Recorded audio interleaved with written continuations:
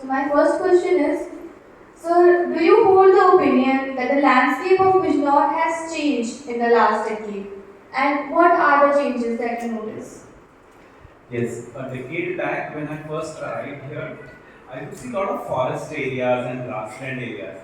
And slowly I find that a lot of that is being encroached upon and converted into farmlands.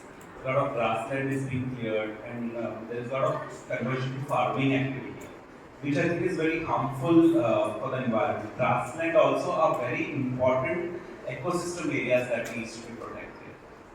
And the second change I've seen is a lot of urbanization and growth in traffic, and a little bit of pollution has increased, but which is inevitable, I think.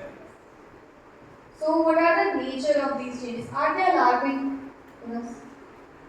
Yes, the first change that I mentioned about the grassland, that is very alarming because very few of such areas and habitats are remaining now. There is the granitic basin, which is called the Terai belt, and it is a very unique ecosystem. The grassland ecosystem here is very unique, and if we lose them, then it is very, we are losing them, and that is very alarming.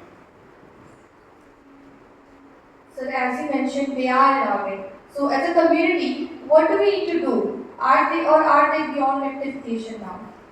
No, they are not beyond rectification at all. And as a community, there is a lot we can do. First of all, we can raise awareness around, like there is a Heatherpur wetland here, and there are a lot of villages around this wetland. So we are actually doing that. A lot of local youth are with us, and we are doing an activity to raise awareness about the importance of these areas. Once people become aware, they take a stand. If they realize this is good for us, we cannot be destroying them, then they keep an eye and ear out, looking out. And now we have local villagers calling and reporting to us instances of encroachment, and if there is a fire or are there any illegal activities. So as a community, we can become more aware, we can become more vigilant, and we can take corrective action. Where do you picture Bijnor in coming decades? Where do I? Where do you picture the Bijnor in the coming decades? I think Bijnor in the coming decades will be very well known for its natural wealth and for its very well conserved spaces like Heatherpur wetland, which is now a Ramsar site. A Ramsar site is an internationally recognized place which is important for the whole world for conservation. So it has happened only in December 21. It has been labeled as a Ramsar site, and the place is gaining popularity among bird watchers and nature lovers all over the country, and also internationally people have started visiting. So I see a lot of good things happening as far as nature and environment is concerned, and there's more awareness is coming up in people. So I hope it becomes an example for other places to follow. Yes, sir, sure it will. Bijnor at some point in time was a sleeping town, and now it is slowly growing into an amateur tiny urban space. How comfortable are you with that image? I think it's inevitable and it's not bad because people are having more facilities, more modern amenities are there. It actually can, if we use it constructively, can help reduce a lot of pollution. As it becomes more urban spaces, we can use resources efficiently in urban spaces. And what we need is also for our infrastructure to grow accordingly, especially say garbage disposal, reuse, recycling of our garbage that we generate. Because with urbanization, we're going to be generating more and more of this. So there needs to be facilities for recycle, reuse, and things. So we need more infrastructure. If that infrastructure comes up, it will be very nice. And with this, aren't we costing the environment in the name of growth and development? To what extent is that avoidable? It's a very good question. There's this Meerut Pauri highway which is being four lane right now. Uh, Four laning of a highway has a lot of benefits for the environment in a way. It's not bad because there will be less usage of fuel, there will be less pollution in a way. People can move faster, there will be a lot of savings of time and energy that way.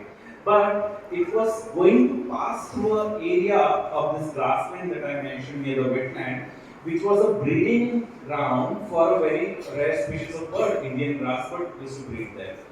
So we see the importance of awareness and communication that I first mentioned.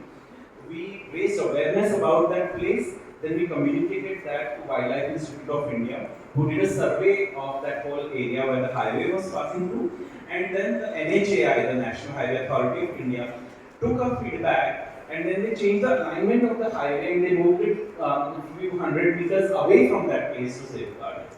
So I think if we do our development keeping in mind with the environment and show sensitivity to such things, it will not be bad. It will be helpful. As long as we're sensitive to not destroying our natural spaces or take into consideration these factors. So I think we need to do that. Yes. And also, so please suggest some ways in which one could be immediate help at the individual front as policies take time to be formed and then be implemented. Yes. So there are a couple of initiatives that we all can do. We can adopt environment-friendly lifestyles of reducing plastic, recycling plastic, like carrying a cloth bag maybe while shopping, and not throwing garbage around. We can reduce our use. We can recycle what we are using. We can become more aware towards environment. We can all plant trees for sure. Each one of us should plant a tree, especially.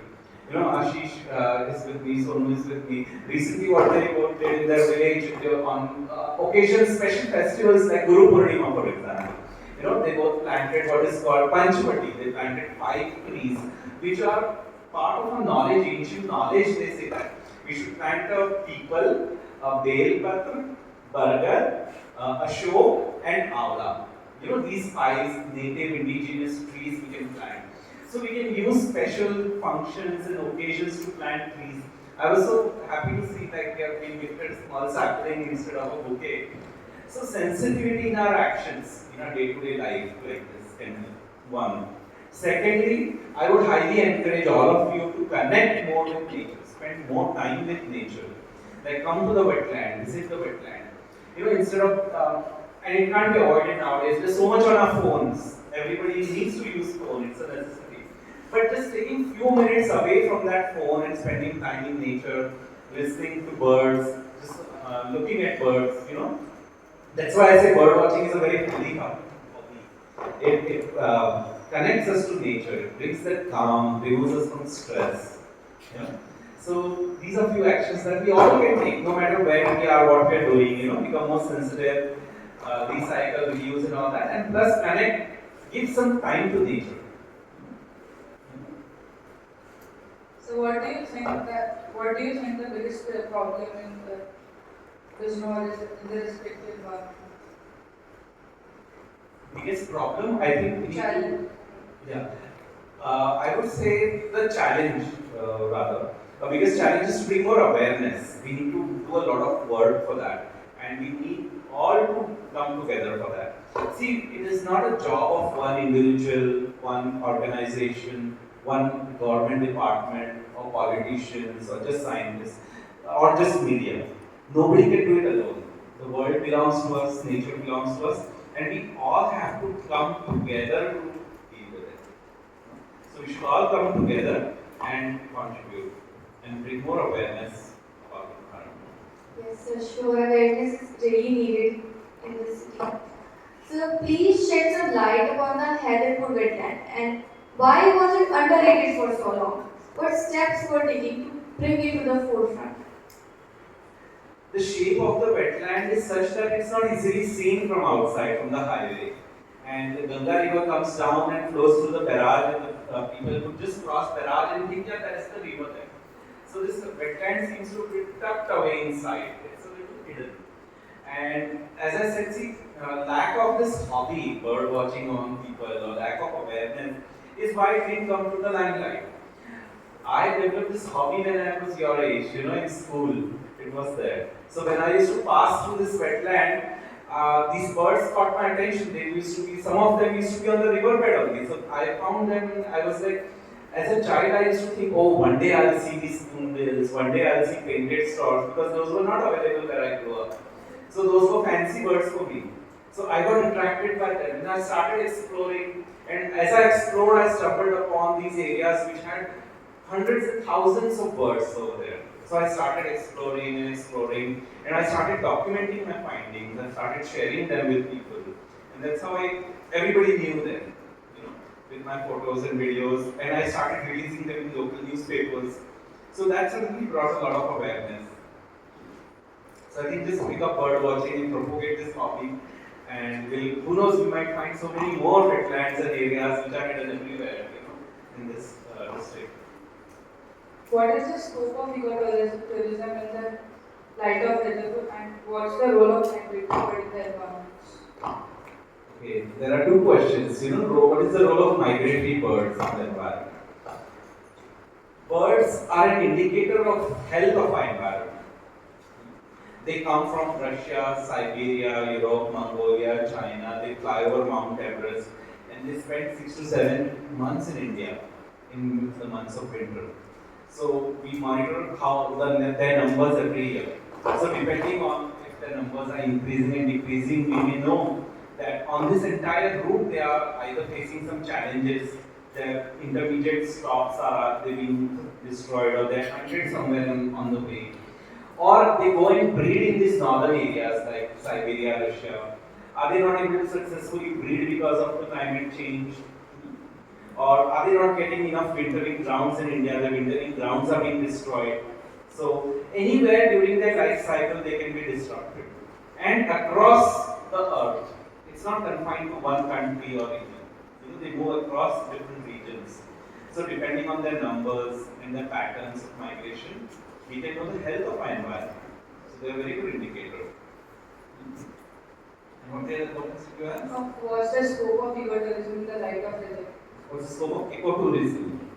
So as people become more, see, as you previously asked me about urbanization, growing urbanization and infrastructure and economic activities, people need more and more spaces to go out and connect with nature as our cities grow. सबको शांति चाहिए, कुछ पल चाहिए, ऐसी जगह चाहिए जहाँ वो जाके थोड़ा रिलैक्स हो सके, नेचर से कनेक्ट हो सके, चाहिए कि नहीं सबको? सबको चाहिए ना? तो हैदरपुर wetland ऐसी जगह. Lot of people from Bijnor, they so close by, they just go there for a walk. You know, they just love going there and just sit and meditate. The watchtower is so beautiful, they get such a beautiful view from there. So the tourism is growing. And then people who are bird watchers throughout the country, they've started visiting. You know, in Hyderpur, there are certain birds you can see very easily, which are not so easily seen elsewhere in India. I showed you a guidebook. This guidebook is by Carolyn Skip. She is a senior ornithologist who wrote this book. She visited Hyderpur wetland 2 years back, and you know what she said? In the 70s, 1970s, when she came to India for the first time, she saw a lot of birds at Bharatpur Bird Sanctuary. After that, it is the first time I am seeing so many birds here, and that is at Hyderpur wetland. So it's such a big thing. It's such a jewel for us. It's such a precious wealth for us. Like senior bird watchers who spend their life looking at birds, they say that they have not seen a place like this in their life. So there's a lot of scope for us to attract ecotourism. And ecotourism will be so beneficial to local community people who live around there. So, sir, how can we promote bird watching as a hobby or as a profession in young students? And what is the right age to initiate them into it?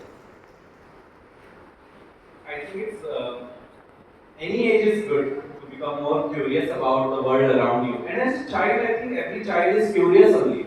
They're very curious about knowing things. You keep a toy, they just take and know everything about it, right? And from my experience, I've actually seen children really connect to nature. They're very curious. They just need a direction. Like in the wetland, I had a 10-year-old child learn bird watching with me. And in a matter of just 2-3 months, he's learned the names of 250 species of birds. And you met him, right, over there? When we went on the trip. Yeah, you met him, right? You've seen that. So I think any age is fine, especially around when they're 8 to 10 years old. It's very good to start around that age when they're more curious about their surroundings. And just start it. If you want to encourage it, you just develop it yourself, and you'll see a lot of other children will automatically catch it. Okay, sir, thank you so much for coming here and giving us all these precious knowledge about bird watching and making the students more, giving them more knowledge and information about the things that they didn't know before. I hope that many of us enjoy and start bird watching as a hobby. Thank you so much, sir. Thank you.